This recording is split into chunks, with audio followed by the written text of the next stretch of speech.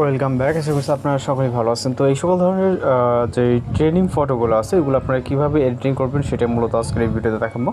এর জন্য অবশ্যই সম্পূর্ণ ভিডিওটি কন্টিনিউ করতে হবে। তো আমরা আমাদের ফোন থেকে প্লে স্টোর অ্যাপ্লিকেশনে চলে যাব, যাওয়ার পর সার্চ অপশন এবং এইখান থেকে টাইপ করব ChatGPT। ওকে, জাস্ট ChatGPT লিখে সার্চ করবে এবং এইখানে আপনার ChatGPT অ্যাপ্লিকেশনে চলে আসবে। জাস্ট এটার উপর একটা ক্লিক করবো। ওকে, এবং এটা অবশ্যই আপডেট ভার্সনটা নেবেন। তো আমরা আমাদের মতো করে এখান থেকে আপডেট করে নেব, আপনারা সরাসরি ইনস্টল করে নেবেন। ওকে, তো আপডেট অর্থাৎ আমাদের এখানে কমপ্লিট হয়ে গেলে আমরা ওপেন করবো। আপনার ফোনে ইনস্টল হয়ে গেলে দেন ওপেন করবেন। ওকে, ওপেন করার পরে এরকম ইন্টারফেস দেখতে পারবেন।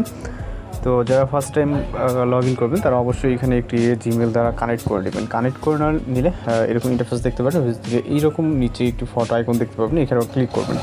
ফটোস অপশনে ক্লিক করবেন। এরপর এখান থেকে আপনি আপনার ক্যারেক্টার একটি পিকচার সিলেক্ট করবেন, যেরকমটা আমরা জাস্ট এইরকম একটি নর্মাল পিকচার সিলেক্ট করবো। ওকে, তো আপনি আপনার মতো করে যে ফটো দিয়ে এডিটিং করবেন সেই ফটোটাকে সিলেক্ট করবেন। সিলেক্ট করার পর এখান থেকে ডান অপশনে ক্লিক করবেন। ওকে, পিকচার এখানে আপলোড হয়ে যাবে।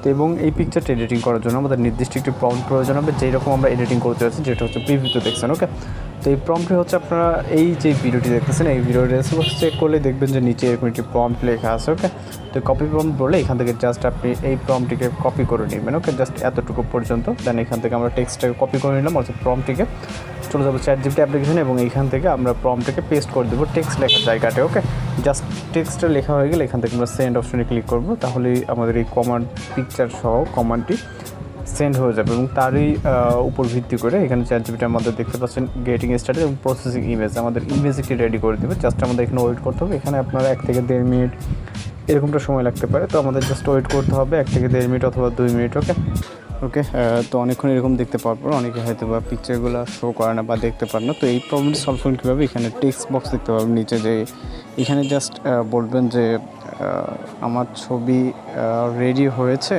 ওকে, জাস্ট আমি আস্ক করবো এবং এটাকে সেন্ড করবো। ওকে, সেন্ড করলে তারা এর পরবর্তীতে রিপ্লাই দিবে যে হয়েছে কি বা হয় না। ওকে, তো এখানে দেখতে পাচ্ছেন বলতেছে যে হ্যাঁ আপনার ছবিটি প্রস্তুত হয়েছে। ওকে, এবং তারা যেহেতু বলছে ছবিটি রেডি হয়েছে, আমি বলবো যে ছবির ডাউনলোড লিঙ্ক দাও। ওকে, আমি জাস্ট লিঙ্কটি চাইবো, লিঙ্ক দাও।